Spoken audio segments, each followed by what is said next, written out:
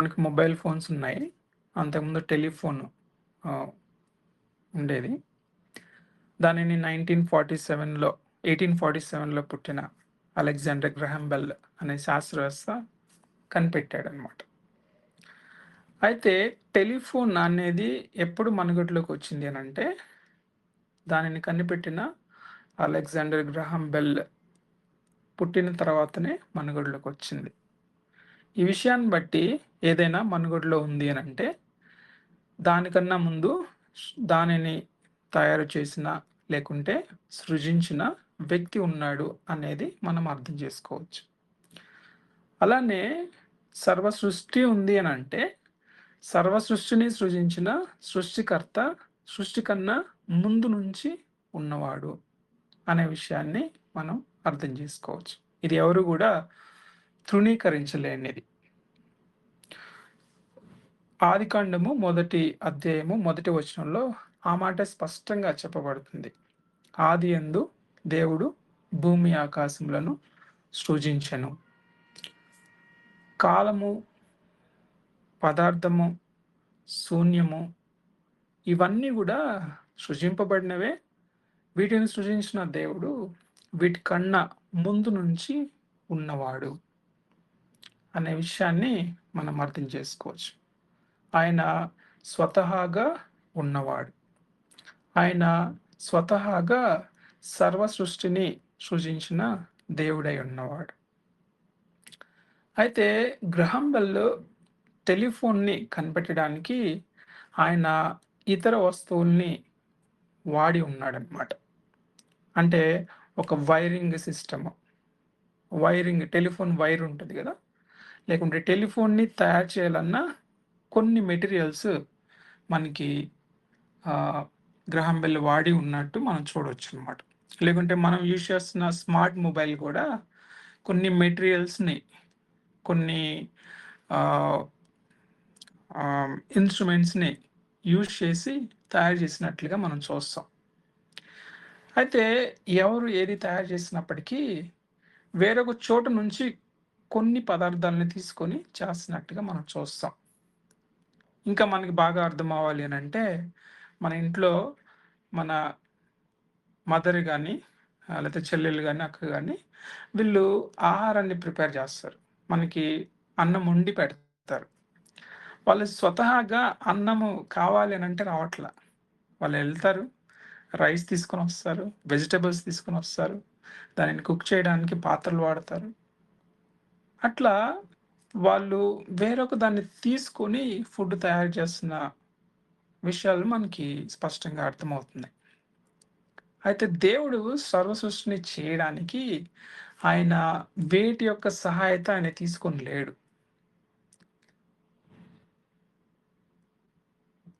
ఆయన అనుకున్నాడు కాబట్టి, ఆయన ఉద్దేశించాడు కాబట్టి, ఆయన దానిని మనుగడలోకి తీసుకురాగలగడానికి సాధ్యము కలిగి ఉన్న దేవుడు. అంటే ఆయన స్వయం సమృద్ధి సృష్టిని సృజించడంలో స్పష్టంగా పరిపూర్ణంగా కలిగి ఉన్న దేవుడు అనే విషయం మనం ఈ ఎగ్జాంపుల్స్‌ని బట్టి అర్థం చేసుకోవచ్చు. కీర్తనకారుడు ఆ విషయాన్ని అట్లా వ్యక్తపరుస్తున్నాడు. అంటే ఆయన నోటి మాట చేత సమస్తాన్ని సృజించిన దేవుడు. మనం ఒక వాక్య భాగాన్ని చూసే ప్రయత్నం చేద్దాం. 33వ కీర్తన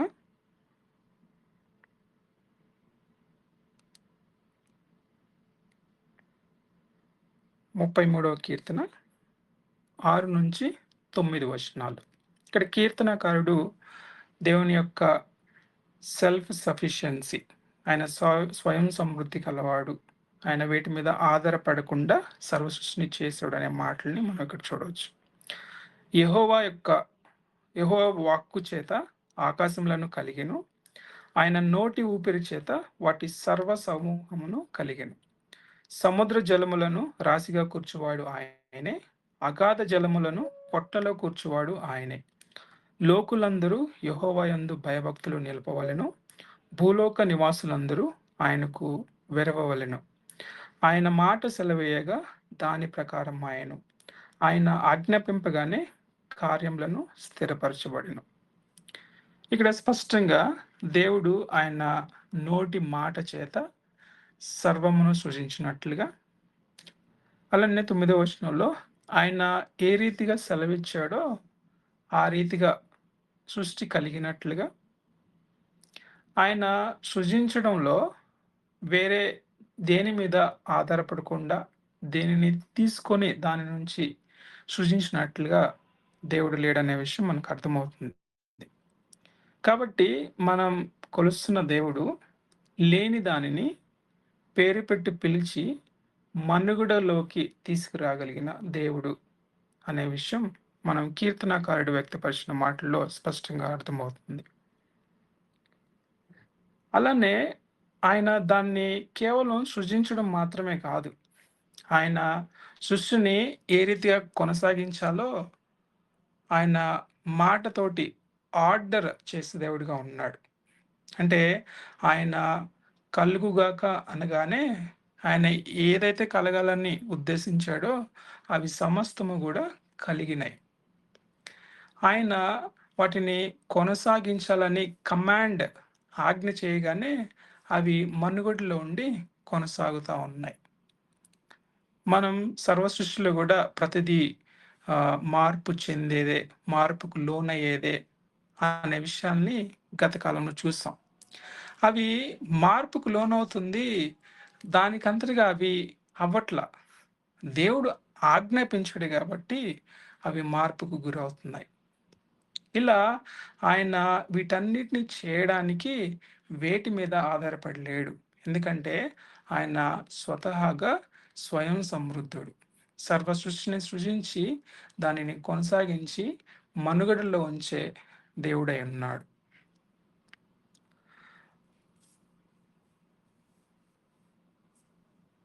కొంతమంది అంటే యెహోవా దేవుడు అని, యేసు ప్రభు దేవుడు కాదు అనేలాగా మాట్లాడుతున్న విషయాల్ని మనం చూస్తూ ఉంటాం.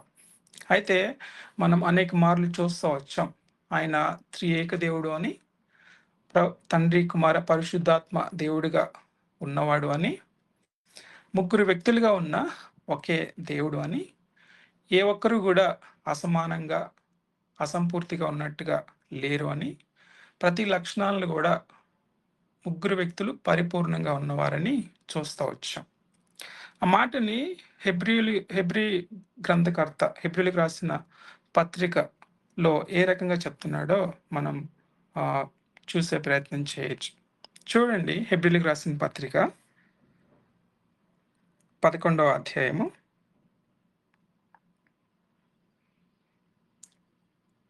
3వ వచనం. హెబ్రీలకు రాసిన పత్రిక 11వ అధ్యాయం 3వ వచనం. ప్రపంచములు దేవుని వాక్యము వలన నిర్మాణమైనవనియు, అందును బట్టి దృశ్యమైనది కనబడేడు పదార్థములచే నిర్మింపబడలేదనియు విశ్వాసము చేత గ్రహించుకుంటున్నాము. అయితే దేవుడు ఏ రీతిగా వాటిని సృజించాడు అనేది మనం దగ్గరుండి ఎవరూ చూడలేదు, అయితే సృష్టిలో ఉన్న ఏ ఒక్కరు కూడా దాన్ని గ్రహించలేదు. అయితే దేవుని యొక్క సామర్థ్యాన్ని, దేవుని యొక్క వ్యక్తపరుచుకున్న మాటలను బట్టి మనం ఆయన స్వయం సమృద్ధి కలిగి ఉన్నవాడు అనేది అర్థం చేసుకొని దానిని బట్టి విశ్వసించగలుగుతున్నాం. అయితే ఆయన సర్వ సృష్టిని సృజించినది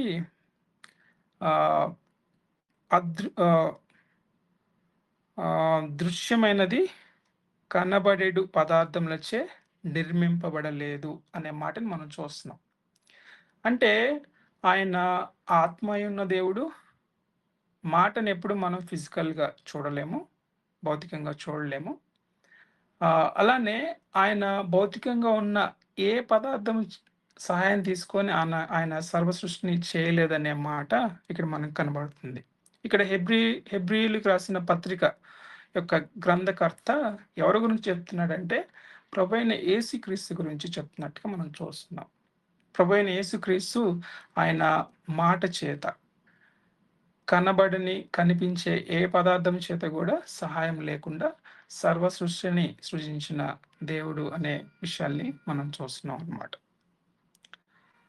అలానే ఆయన ఏదైతే ఉద్దేశించాడో, ఏదైతే ప్రణాళికను కలిగి ఉన్నాడో, దానిని ఉనికిలో లేని స్థితి నుంచి ఉనికిలోనికి తీసుకొచ్చే దేవుడుగా ఆయన ఉన్నాడు.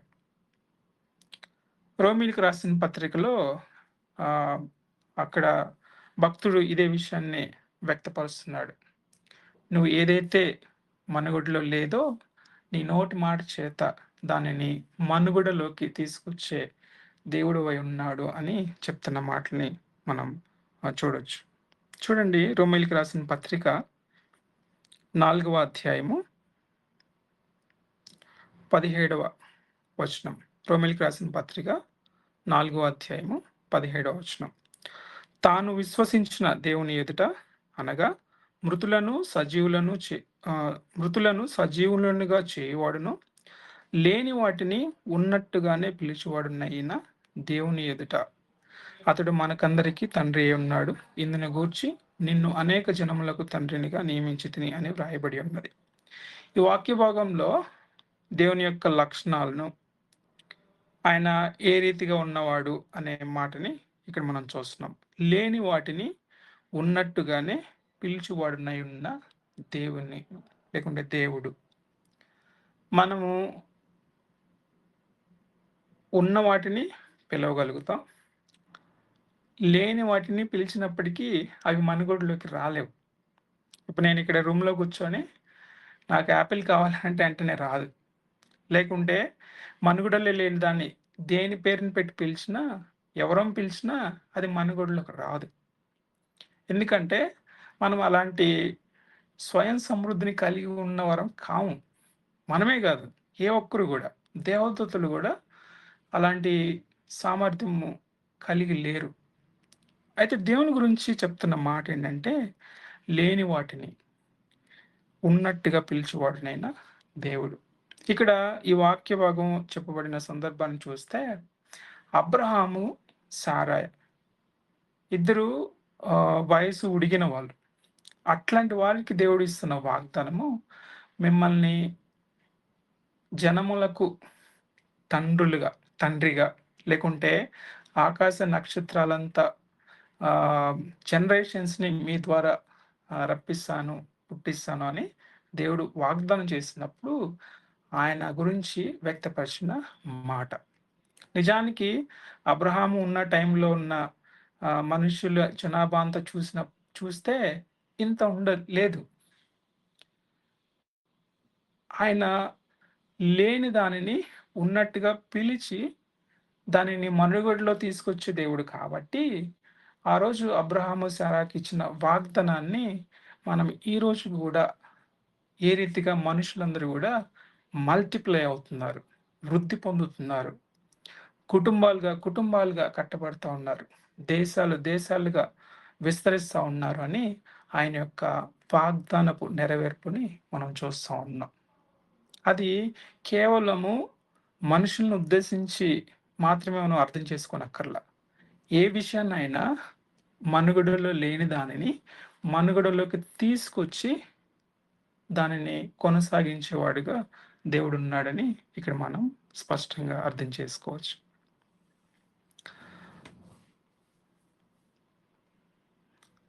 అలానే ప్రభువైన యేసుక్రీస్తు కేవలం 2000 సంవత్సరాల క్రితం నుంచి ఉన్నవాడని, కొద్దిమంది అయితే కొంచెం వాక్యం తెలిసిన వాళ్ళు అయినప్పటికీ కూడా ఆయన కూడా సృజింపబడిన వ్యక్తి అనేలాగా చూస్తూ ఉంటారనమాట.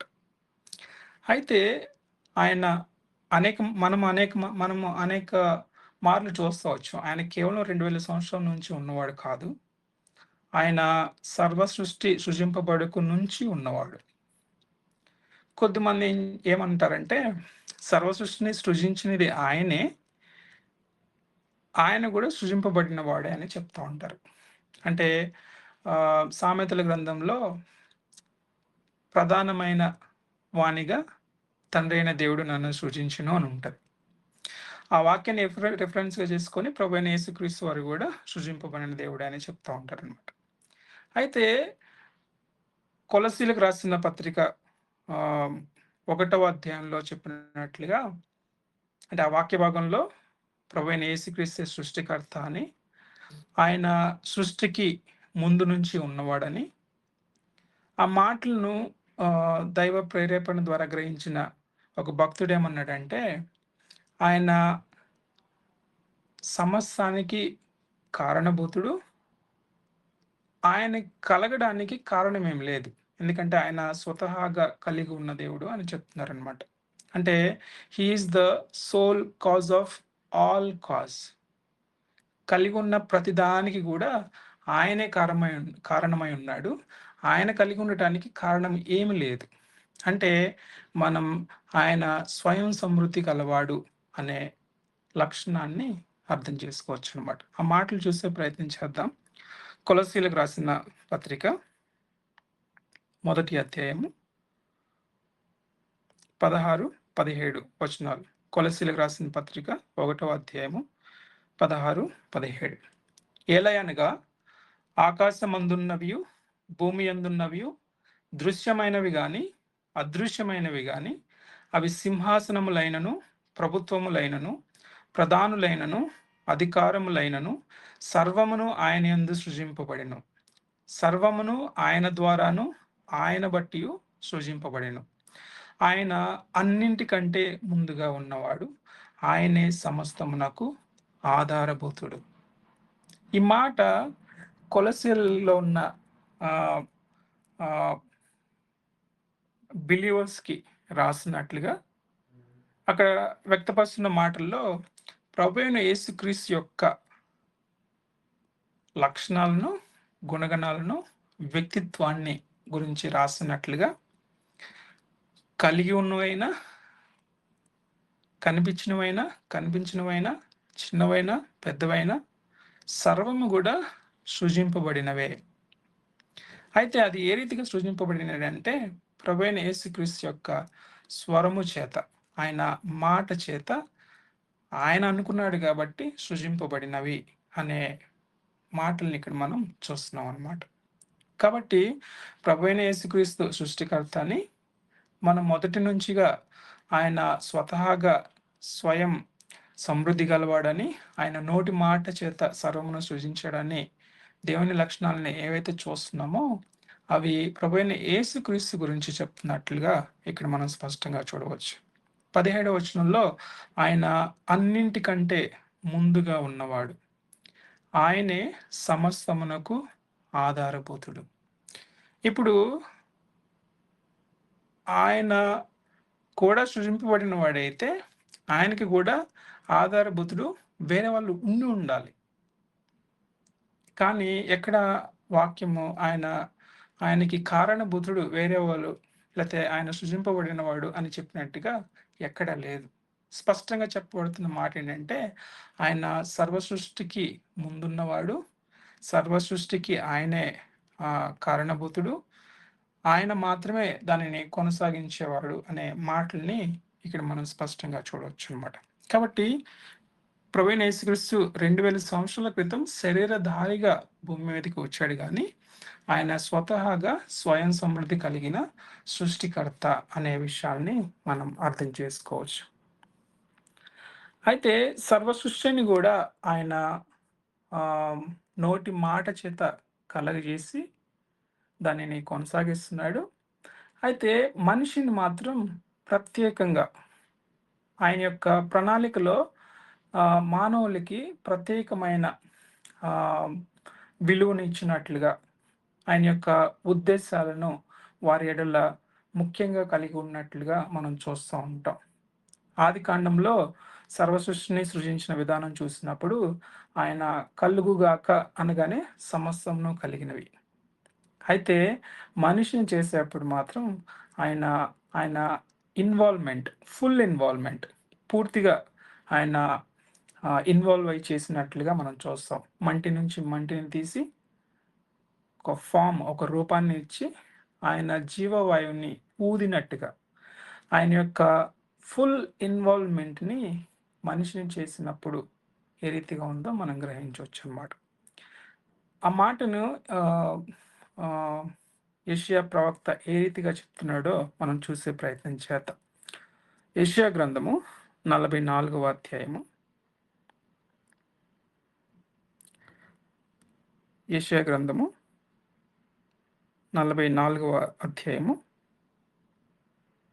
24వ వచనం. గర్భము నుండి నిన్ను నిర్మించిన నీ విమోచకుడగు యెహోవా ఇలాగు సెలవిచ్చుచున్నాడు. యెహోవానగు నేనే, సమస్తమును జరిగించువాడను నేనే. నేనొకడినే ఆకాశములను విశాలపరచిన వాడను నేనే, భూమిని పరిచిన వాడను నేనే. ఇక్కడ మనిషి యొక్క మనుగడ లేకుంటే నిర్మించడము అనేది ఎవరు చేస్తున్నారనేది ఇక్కడ మనం చూస్తా ఉన్నాం. దేవుడు స్పష్టంగా గర్భము నుండి నిన్ను నిర్మించిన నీ విమోచకుడకు యెహోవాను నేనే అని చెప్తున్నాడు. మనం కొన్నిసార్లు తల్లిదండ్రులైతే నా బిడ్డ, నా కుమారుడు, నా కుమార్తె, నా ఇష్టము అనే రీతిగా మాట్లాడుతూ ఉంటారు. అంటే తల్లిదండ్రులు వాళ్ళ మనుగడ లేకపోతే వాళ్ళ పిల్లల మనుగడ లేదు అని వాళ్ళ యొక్క ఘనతను వాళ్ళు చెప్పుకుంటున్న సందర్భాలు చూస్తూ ఉంటాం అన్నమాట. అలానే కొద్దిమంది లాక్‌డౌన్ టైంలో అయితే డాక్టర్స్‌ని దేవుడిగా చూసిన సందర్భాలు ఉన్నాయి. ఎందుకంటే డాక్టర్స్ లేకపోతే కోవిడ్ టైంలో ట్రీట్మెంట్ దొరకక చనిపోయే పరిస్థితులు ఉండేవి అని. కొద్దిమంది ఆహారాన్ని కి దైవత్వాన్ని ఆపాదిస్తారు. ఎందుకంటే ఆహారం లేకపోతే మనం జీవించలేము అని. అయితే అనేక వాక్య భాగాలు చెప్తున్న మాట ఏంటంటే, మనము దేవుడు ఆహ్, మనుగడలో ఉంచాడు కాబట్టి ఉండగలుగుతున్నాం. ఉదాహరణకు మనం మనుషుడు రొట్టె వలన మాత్రమే కాదు, దేవుని నుంచి వచ్చే ప్రతి మాట వలన బ్రతుకును అని ఉంటది.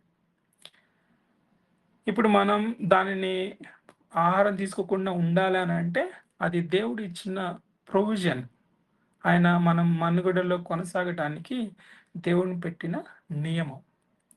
అలానే వైద్యం గూడా దేవుడు మనకిచ్చిన ప్రొవిజనే. మనకిచ్చిన ఆహ్, ఆహ్, మనకి కావాల్సిన విషయమని ఆయన అనుగ్రహించిందే. అలానే తల్లిదండ్రులు గూడా ఆయన పెట్టిన ఆహ్, ఆహ్, లా నుంచే కలుగుతా ఉన్నాం. ఇప్పుడు ఈ 3 సందర్భాల్లో మనుషులు ఫెయిల్ అయిన ఆహ్, సందర్భాల్ని మనం చూడొచ్చు. అనేక మంది తల్లిదండ్రులు, పిల్లలు కలగలేని పరిస్థితిలో ఉన్నారు. అబ్రహాము, శారాన్ని గూడా మనం చూసాం. అనేక మంది వ్యక్తులు ఆహారాన్ని తినలేని పరిస్థితిలో ఉన్నవారున్నారు. ఆహారం వారికి ఉన్నప్పటికీ వాళ్ళు తినలేని పరిస్థితులు ఉన్నాయి. లేకుంటే ఒకసారి చనిపోయిన తర్వాత ఆ వ్యక్తి మనం ఎంత తినిపించినా, ఫీడ్ చేసినా వాళ్ళు తినలేరు. తినిపిస్తే బతుకుతారని అనుకోవడానికి గూడా లేదు. కోవిడ్ టైంలో డాక్టర్స్ గూడా అట్లాంటి పరిస్థితినే ఫేస్ చేశారు. వాళ్ళు ఒక వ్యక్తిని చనిపోయిన తర్వాత తిరిగి మళ్ళీ జీవించడానికి వాళ్ళు చేయలేకపోయినారు. అట్లా ప్రతి ఒక్క మనిషిలో గూడా ఈ స్వయం సమృద్ధి అనే విషయాన్ని చూడలేం.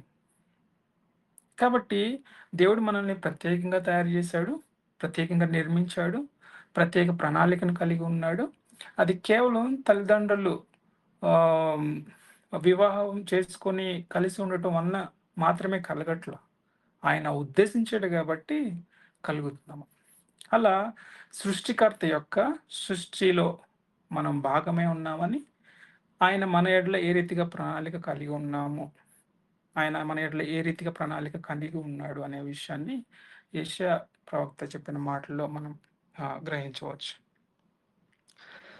అయితే కొద్దిమంది సర్వ సృష్టిని ఆయన సృజించినది ఆయన యొక్క గొప్పదనాన్ని పెంచుకోవడానికే అనేలాగా చేస్తా ఉంటారు.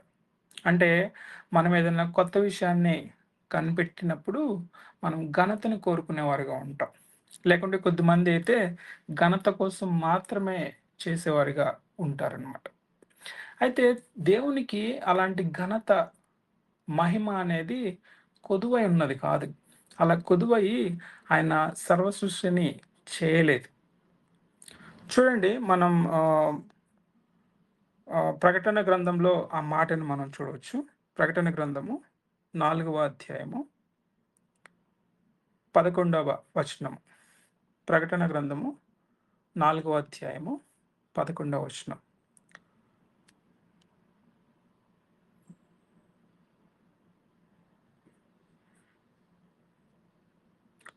ఇక్కడ చెప్పిన మాటలను చదివే ప్రయత్నం చేద్దాం. ప్రభువా, మా దేవా, నీవు సమస్తమును సృష్టించితివి. నీ చిత్తమును బట్టి అవి ఉండెను. దానిని బట్టి సృష్టింపబడెను. కనుక నీవే మహిమ, ఘనత, ప్రభావములు పొందనర్హుడు అని చెప్పుచు తమ కిరీటములను ఆ సింహాసనం ఎదుట వేసిరి. ఎప్పుడైతే అక్కడ ఉన్న దేవదూతలు, పరలోకంలో ఉన్న దేవదూతలు 24 పెద్దలు దేవదూతలు సమస్తము కూడా ఆయన యొక్క గొప్పదనాన్ని ఎరిగి, ఆయన సృష్టికర్త అని, ఆయన చిత్తాన్ని బట్టి చేశాడని, అట్లాంటి మహిమకు ఆయన మాత్రమే యోగ్యుడని ఆయనని ఆరాధిస్తున్నట్లుగా మనం ఇక్కడ చూస్తున్నాం. అంటే ఈ వాక్య భాగంలో ఘనతకు, మహిమకు, ఎట్లాంటి కీర్తికి అయినా ఆయన మాత్రమే అర్హుడు అనే మాటని స్పష్టంగా చూడగలుగుతున్నాం. అయితే ఆయన సృష్టిని చేశాడు కాబట్టి ఆయన ఘనత పెరిగింది అనే భావం మనం తీసుకోకూడదు. ఎందుకంటే ఆయన కీర్తి, ఘనత, మహిమ, ప్రభావం అనేది ఆయన స్వతహాగా ఆయన యొక్క నేచర్‌లో, ఆయన యొక్క స్వభావంలో ఆయన కలిగి ఉన్నవాడు. అంతకుముందు స్వయం సమృద్ధి గలవాడు అనే మాట మీద మాట్లాడుకుంటున్నప్పుడు, తండ్రి కుమారుడిని ఏ రీతిగా ఘనపరచునో, కుమారుడు తండ్రిని ఏ రీతిగా ఘనపరుస్తున్నాడో, పరిశుద్ధాత్మ దేవుడు ప్రభువైన యేసుక్రీస్తులో ఏ రీతిగా ఆనందిస్తున్నాడో అనే మాటల్ని చూసాం. కాబట్టి ఆయనకి కొత్తగా ఘనత అనేది అవసరమై ఉన్నది కాదు. ఆయన కొత్తగా మహిమను, ఘనతను లేదు కాబట్టి కోరుకునే దేవుడిగా లేడు. ఈ వాక్య భాగంలో ఏంజెల్స్ సమస్తము గూడా పరలోకమందు ఆయన కొత్తగా ఘనపరచట్ల, కొత్తగా మహిమపరచట్ల. ఆయన స్వతహాగా అలాంటి ఘనతకు, కీర్తికి, మహిమకు యోగ్యుడై ఉన్నాడు అనే విషయాల్ని మనం అర్థం చేసుకోవచ్చు.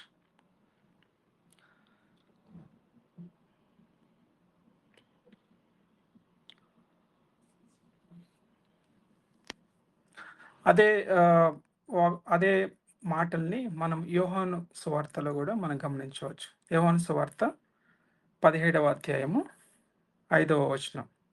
ఇక్కడ ప్రభువైన యేసుక్రీస్తు ఆయన ఘనతకు, కీర్తికి, మహిమకు కలిగి ఉన్నవాడని, అది ఆయనకు కొత్తగా కలిగి ఉండేలాగా ఆయన చేయట్లేదనే విషయాన్ని మనం ఇక్కడ చూడొచ్చు. చూడండి, యోహాను సువార్త 17వ అధ్యాయము 5వ వచనం. తండ్రి, లోకము పుట్టక మునుపు నీ యొద్ద నాకు ఏ మహిమ ఉండెనో ఆ మహిమతో నన్ను ఇప్పుడు నీ యొద్ద మహిమపరచుము. ఇక్కడ 2 విషయాల్ని మనం గమనించవచ్చు. ప్రభువైన యేసుక్రీస్తు తండ్రితోటి మాట్లాడుతున్నట్టుగా నన్ను మహిమపరచు అని, అలానే తండ్రి యొద్ద ఉన్నప్పుడు ప్రభువైన యేసుక్రీస్తుకి ఏ రీతిగా మహిమ కలిగి ఉన్నాడో రెండో విషయంగా చెప్పబడుతున్నట్లు మనం చూడొచ్చు అన్నమాట. అలానే లోకము పుట్టక మునుపు అనే మాటని మనం చూస్తున్నాం. లోకం అనంటే సమస్త సృష్టి కూడా పుట్టక మునుపు నుంచే, సృజింపబడకు మునుపు నుంచే ప్రభువైన యేసుక్రీస్తు స్వతహాగా ఘనతను, మహిమను కలిగి ఉన్న దేవుడు అనే మాటల్ని ఇక్కడ మనం గమనించవచ్చు అన్నమాట.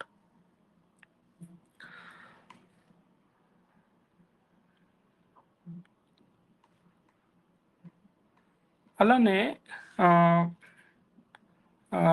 కొద్దిమంది ప్రభువైన యేసుక్రీస్తు ఆయన దేవుడిగా చూడడానికి అంగీకరించలేరు. యెహోవా సాక్షుల గురించి గ్రూప్‌లో కూడా ఈ మధ్యలో చూస్తా వచ్చాం. అయితే హెబ్రీయులకు రాసిన పత్రిక మొదటి అధ్యాయంలో ప్రభువైన యేసుక్రీస్తు యొక్క స్వయం సమృద్ధి గలవాడు, ఆయన దేవుడు, సర్వ సృష్టికి కూడా కారణభూతుడు, ముందు నుంచి ఉన్నవాడు అనే వాక్య భాగాల్ని మనం చూడవచ్చు. హెబ్రీయులకు రాసిన పత్రిక మొదటి అధ్యాయము మొదటి అధ్యాయంలో ఉన్న అన్ని వచనాలను చూసి మనం ప్రభువైన యేసుక్రీస్తు స్వయం సమృద్ధి గలవాడు అనే విషయాన్ని అర్థం చేసుకునే ప్రయత్నం చేద్దాం. పూర్వకాలమందు నానా సమయములలోనూ నానా విధములుగాను ప్రవక్తల ద్వారా మన పితరులతో మాట్లాడిన దేవుడు ఈ దినమున అంతమందు కుమారుని ద్వారా మనతో మాట్లాడెను. ఆయన ఆ కుమారుని సమస్తమునకు వారసునిగా నియమించెను. ఆయన ద్వారా ప్రపంచములను నిర్మించెను. ఆయన దేవుని మహిమ యొక్క తేజస్సును, ఆయన తత్వము యొక్క మూర్తిమంతమునై ఉండి తన మహత్తు గల మాట చేత సమస్తమును నిర్వహించుచు పాపముల విషయంలో శుద్ధీకరణ తానే చేసి దేవదూతల కంటే ఎంతో శ్రేష్టమైన నామము పొందెను. వారికంటే అంత శ్రేష్ఠుడై ఉన్నత లోకమందు మహామహుడగు దేవుని కుడి పార్శ్వమున కూర్చుండి ఉండెను.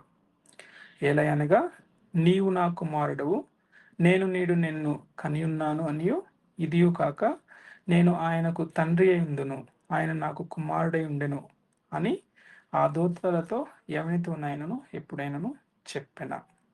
అంటే ప్రభువైన యేసుక్రీస్తు యొక్క మనుగడ కొత్తగా వచ్చింది కాదని, తండ్రి, కుమార, పరిశుద్ధాత్మ దేవుడిగా ఉన్న దేవుడు మొదటి నుంచి ఉన్నవాడని, అట్లాంటి ఘనత, మహిమ, ప్రభావము ఏ ఒక్కరికి కూడా కలిగి లేరు అని, లేకుంటే దేవదూతలతో, లేకుంటే ఆయన ఎన్నుకున్న ప్రవక్తలతో కూడా ప్రభువైన యేసుక్రీస్తుని పిలిచినట్లుగా ప్రభువా అని, ప్రభువైన యేసుక్రీస్తు యొక్క భూమి మీద ఉన్న జీవితాన్ని గడిపిన విధానంలో ఆయన ఆనందించినట్టుగా, ఆయనను ఘనపరిచినట్లుగా ఏ ఒక్కరితోటి చెప్పినట్లుగా లేరు అనే విషయాన్ని ఇక్కడ స్పష్టం చేస్తున్నట్లుగా మనం చూడవచ్చు. 6వ వచనం నుంచి చూద్దాం. ఆయన భూలోకమునకు ఆది సంభూతిని మరలా రప్పించినప్పుడు దేవుని దూతలందరూ ఆయనకు నమస్కారం చేయవలనని చెప్పుచున్నారు. తన దూతలను వాయువులుగాను తన సేవకులను అగ్నిజ్వాలలుగాను చేసుకున్నవాడు అని తన దూతలను గూర్చి చెప్పుచున్నాడు. కానీ తన కుమారుని గూర్చి అయితే, దేవా, నీ సింహాసనము నిరంతరము నిలిచినది, నీ రాజదండము న్యాయార్థమైనది. నీవు నీతిని ప్రేమించితివి, దుర్నీతిని ద్వేషించితివి. అందుచేత దేవుడు నీతోడి వారి కంటే నిన్ను హెచ్చించున్నట్లుగా ఆనంద తైలముతో అభిషేకించును. మరియు ప్రభువా, నీవు ఆది యందు భూమికి పునాది వేసితివి, ఆకాశములు కూడా నీ చేతి పనులే, అవి నశించును గాని నీవు నిలిచియుందువు. అవన్నీ వస్త్రముల వలె పాతగిలును, ఉత్తరీయముల వలె వాటిని మడిచి వెతువు. అవి వస్త్రముల వలె మార్చబడును గాని నీవు ఏకరీతిగా ఉన్నావు, నీ సంవత్సరములకు తరగవు అని చెప్పుచున్నాడు. అయితే నేను నీ శత్రులను నీ పాదములకు పాదపీఠముగా చేయ వరకు నా కుడి పార్శ్వమున కూర్చుండుము అని దూతలతో ఎవని గూర్చి అయినా ఎప్పుడైనను చెప్పిన. వీరందరూ రక్షణయను స్వాస్థ్యము పొందవు వారికి పరిచారము చేయుటకై పంపబడిన సేవకులైన ఆత్మల కార. ఈ అధ్యాయంలో ప్రభు అయిన యేసుక్రీస్తు యొక్క లక్షణాలు, ఆయన సృష్టికర్త, ఆయన సృష్టిని కొనసాగించేవాడు, ఆయన ఉన్న ఘనత దేవదూతలలో కూడా ఎవరికి కూడా ఆపాదించినట్లుగా మనం చూడాలి.